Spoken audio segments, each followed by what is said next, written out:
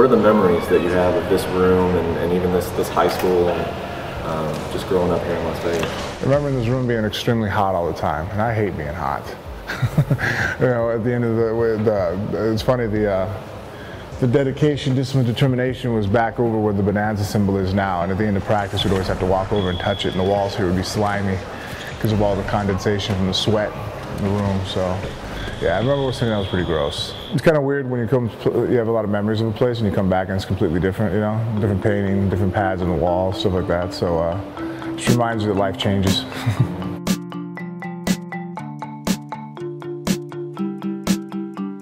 When I first tried it, I got beat at it a lot. So I remember, I think I went about 0-7 my first couple wrestling matches. And so just the fact of not liking to lose was the most motivating thing. I didn't really have any ideas of, you know, being a UFC fighter at the time. It was unheard of. At the time, I was so concentrated on football and track, and those were the two sports I was interested in, and I was trying to, I concentrated mostly on those. And, you know, wrestling at the time just didn't really spark as an interesting thing, you know. Jiu-Jitsu and grappling seemed interesting to me because the finishing holds it seemed like too much of a sport at the time, so I didn't really relate it to martial arts. But I was mistaken in that, because when I started getting involved in it, I seen how it directly related to fighting, and so then I enjoyed it that much more, you know, and that's what actually got me hooked onto it. What do you remember about your run to get the state championship in '98? Well, I was pretty successful wrestling at that point just because of being a better athlete and having a pretty good understanding of combat. I think I went like 44-1 that year. And so, and the only guy I had lost to that year, I had pinned in like 30 seconds the match before and played with him, you know, and then I was teching him that match and got caught and got pinned and reversed. And so that was discouraging, but at the same time, it wasn't like I really didn't have anybody really handle me.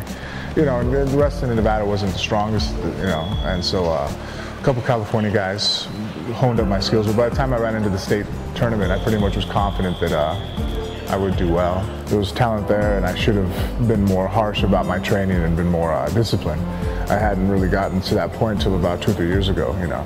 So at times, you know, I guess some people always look at the positive, but I'm always looking at the negative. I see the facts of athletic ability that wasn't really honed into until later in age.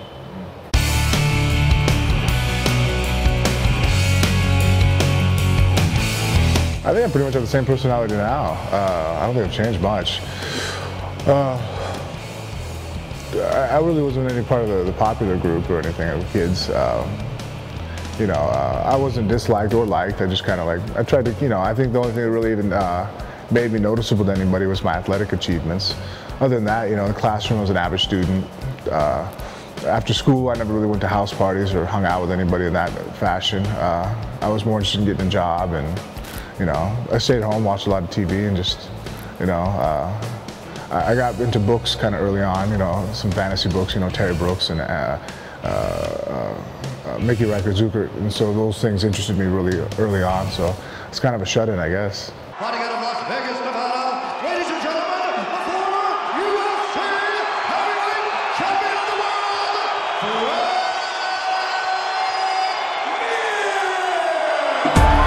You know, Vegas, that's the one thing that growing up here, a complaint that all of us always had is, you know, we have no sports team, you know. We have boxing, but none of the boxers ever really are from Vegas. They're always from Philadelphia, New York, or, you know, back east, or some California guys or whatever. We never really had anything we can like join up to, you know, to cheer for. And so a couple years ago, and I realized that a lot of the kids here in Vegas were starting to, you know, recognize that I was a fighter here, and that gave them something to, you know, a reason for cheering. Then, you know, then I took that a little bit more personally. I'm like, wow, you know, I can't sit here and take this lightly. I had the same complaint when I was their age that, you know, what's the point of it?